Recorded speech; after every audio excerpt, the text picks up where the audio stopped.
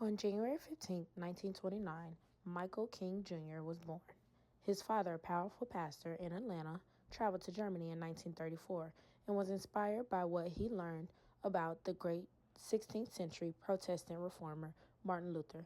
In fact, his father was so moved that he changed his name and his son's to Martin Luther King when he returned home.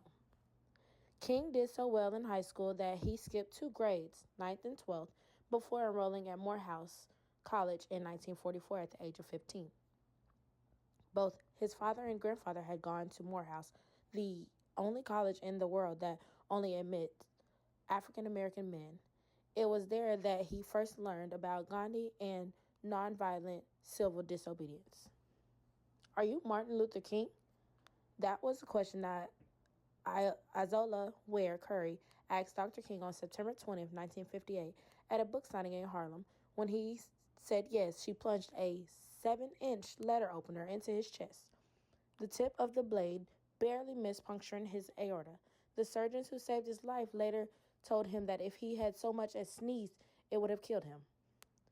King was jailed nearly 30 times, most often for acts of civil disobedience, as when he spent 11 days in Birmingham, Alabama jail. After being arrested for leading demonstration, he wrote his letter of Birmingham jail while in solitary confinement, but sometimes the charges were completely trumped up, like the time he was arrested in Montgomery, Alabama for going 30 in 25-mile-per-hour zone. Reverted for his leadership in the civil rights movement, Dr. King nonetheless came to see towards the end of his life that his work there was simply a first step in bringing about a new era of human rights. In 1967, he announced the launch of the Poor People's Campaign in efforts to unite the poor in every race and creed. It was the last campaign he would ever lead. When he met the Chaz Bosman of his time, Nichelle Nicholas, the groundbreaking African-American actress who portrayed Lieutenant on Star Trek, Dr. King said, "I'm your best, greatest fan, and my family are your greatest fans. As a matter of fact, this is the only show that my wife, Coretta, and I will allow our little children to stay up late to watch because it's past their bedtime." The FBI started tracking Dr. King in 1955. The FBI director at the time was J. Edward Hoover, who was obsessed with King and even began tapping his phones and bugging his offices. His fanatical devotion to somehow discredit King only intensified when he delivered his famous "I Have a Dream" speech in 1963.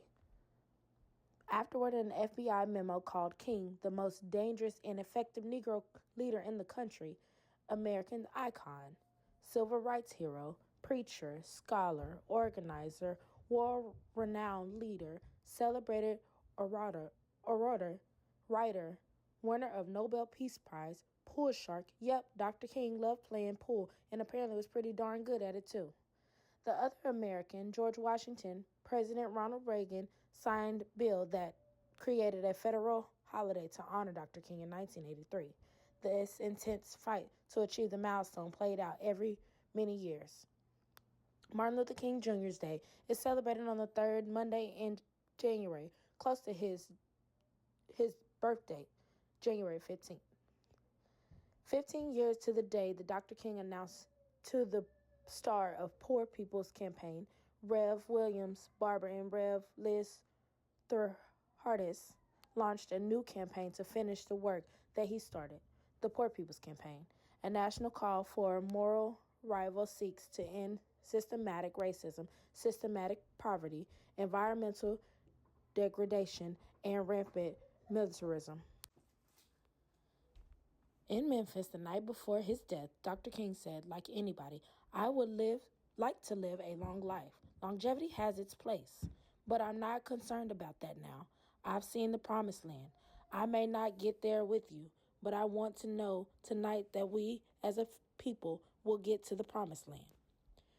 We're not there yet, but if you stand with us and join the Poor People's Campaign together, we complete the march towards a fair, just, and equitable America." Thank you. MissCommunication, a podcast where passion meets purpose. Two friends driven by a shared dream decided to step up and create a platform where the voices of unheard could finally be heard. With determination, courage, and a belief in the power of conversation, they aim to ignite change and inspire others to take action in their own communities. Join us as we explore how dreams, friendship, and the drive to communicate can spark a revolution of understanding and connection.